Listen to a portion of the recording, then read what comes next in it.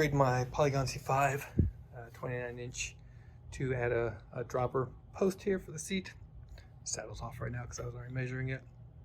If you're not familiar with what it is, it's for when you're doing, so you can have your seat at a regular height, and then when you're doing downhill or some technical components, you can press a lever up on that's going to be up on your handlebars, and it allows you to sit down and push it and reduce it the level, and then release the lever there, and it stays in place, and then you can perform those technical capabilities, and then you can push the lever again and the spring loads it back up.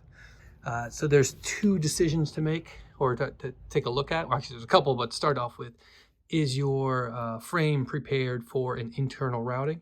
Mine is not. So that you would have a way of getting up to the bottom, and then the release is actually inside of the post, or close to the bottom.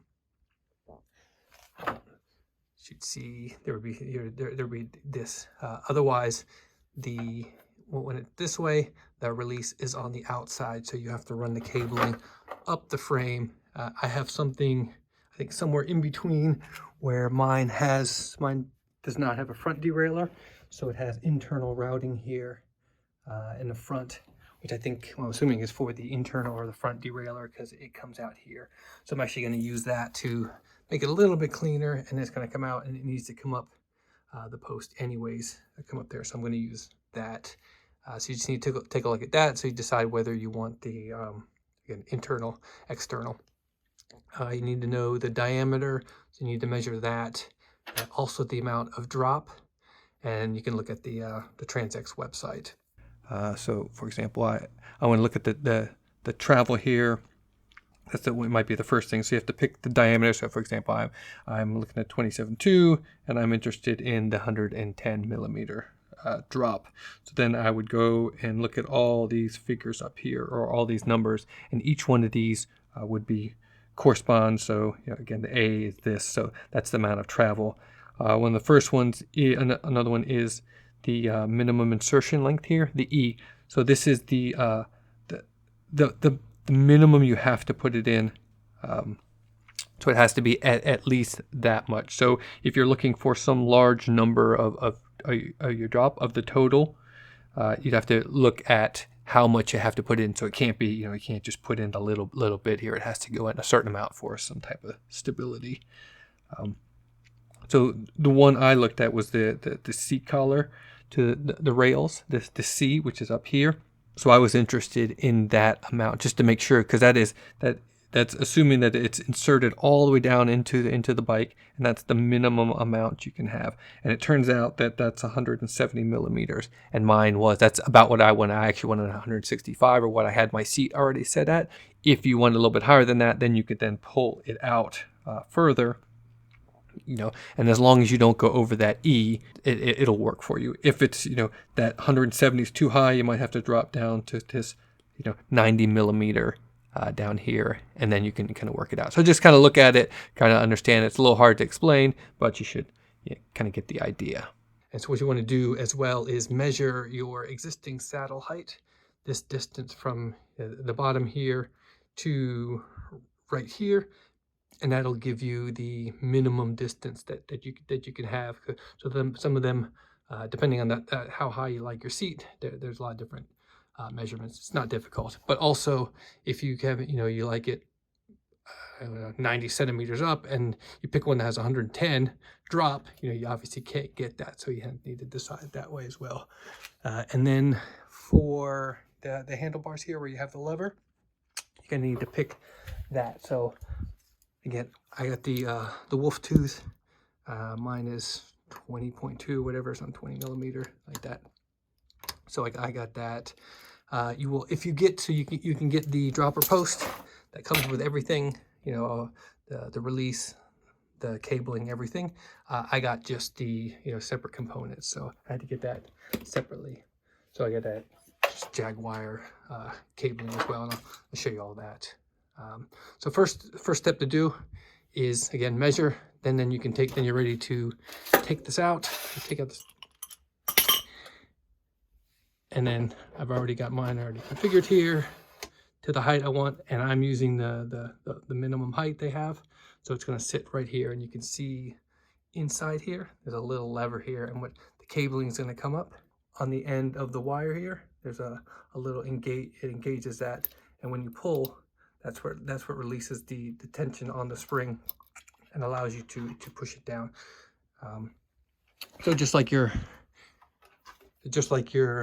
brake cables and everything else, there's an exterior sheathing, if you can see, like that. And so this is the, again, whichever one you get, you can have this. And so either if you run it on the outside or if you have some internal rounding, you run that through. So I'm going to do that from the back here, have it come out again here, and then the metal wire runs inside of that. So, and so now you need to feed the metal wire, this is the actual cabling, through here, and you want this little, with the little metal knurl on here, it's going to engage in there. So you want this to go in, last.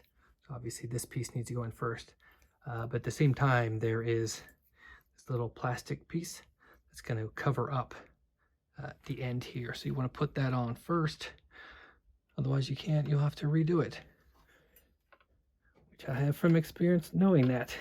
So now you have just the hole in there. Sometimes it helps, you can do that afterwards, but most of the time it doesn't matter. So I'm just right here. So you can see this is what just came out. So now it's completely run through, and this is what's going to actually be attached to the release lever over there, engaged in here, but then also embedded in like that, and then the cover is going to close over top of that. Because I find what seems like a comfortable position to me here in the handlebar, where how far you want it to stick out, and you can see it'll go all the way there. So you have to kind of length, and so this will feed into here again with the, make sure you put the end cap on before you finish this off. I still need to trim it, so it's going to go in there. This, it's hard to see it, but it's going to route, let's see, there we go, it's going to route around the little wheel here, and then in between the body of it and this little piece, and underneath that washer. Temporarily tighten it just so I can work on it, and then you'll see as I pull, you'll notice that that mechanism now goes down. This lever is pressed, and it releases that enough that you can then push the seat down, release the trigger, or the lever there, and you see now it's in place. So you're performing your moves, what do you need it for, let go, or once you're done, and then you can press it again right here, it goes back into place, and then release it, and then it's in place. So, and you're going to be actually sitting on it and using your weight, so it's a lot easier, but I just do it with my hand to show you how easy it is to do. Again, trigger, down, release, stays in place. Yeah, so that's all lined up. So I'm going to line up the distance here, based on kind of looking, let me adjust this a little bit to see how far. There's plenty of room.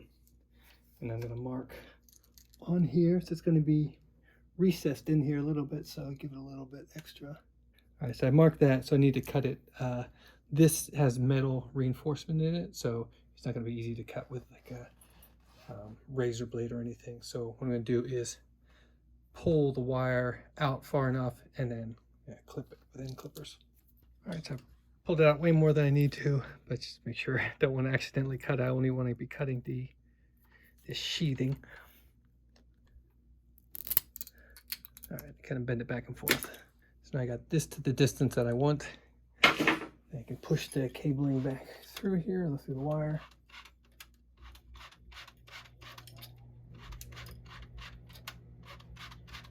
Pull it, make sure it's tight. Obviously, I don't want to actually engage it, but just taut enough that it's holding in place. And that through there. And you're gonna see it's gonna go then, and then over the cap. Okay, so feed this through here. And it's gonna go around.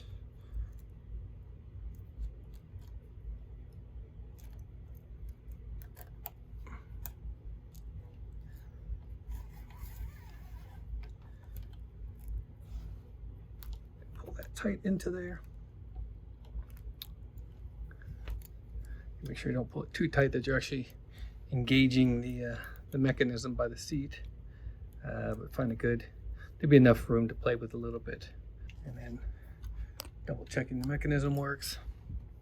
So then I'm gonna trim this wire. So fun and simple. I have a little bit of, just in case I made any type of mistake. Is I put the little cap on the wire. Probably got a little bit longer than I needed. I might go back and trim it. So I just want to make sure this is tight in here, and then tighten this back onto the wire. And there's torque settings here. I think it says 2 nanometers, so I'll go back and adjust that. Just watch. Yep, it's still engaging. See, it's still engaging it. There. That's the last piece, and then obviously this has a little cover. I did this last time too. It actually has. You should run this because this fits over top of it. I guess you can kind of bend it in place. It's not too bad. Sometimes you might want to put that in before you put in the cap. So this is going to fit over top of there, and then that piece is going to snap in, and then this is all enclosed. I now have trigger here, and now have a dropper.